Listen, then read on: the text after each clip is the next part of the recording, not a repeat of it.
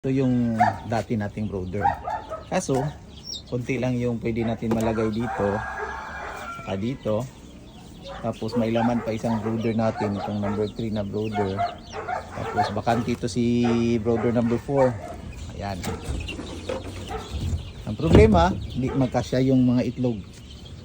Yung mapipisa.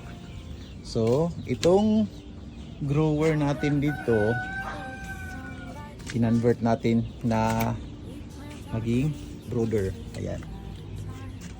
So nilagyan ng ipa. So lalagyan pa namin yan ng newspaper. Tapos ayan, may ilaw tayong nilagay dito para incandescent bulb para uminit dito. Saka binalot natin ng insulator. Ayan.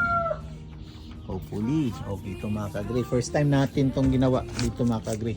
Yung dalawang brooder dito. Tapos ito dito may extra tayo na kulungan. Ayan, tingnan nyo. Ayan. So ito yung ginawa natin mga kagri. May dalawang ilaw dyan. Tapos bilog, hugis bilog para hindi maipit yung mga sisiw natin nilagay dito. So may trapal sa ilalim. Nilagyan natin ng ipa. Tapos lalagyan pa natin yan ng newspaper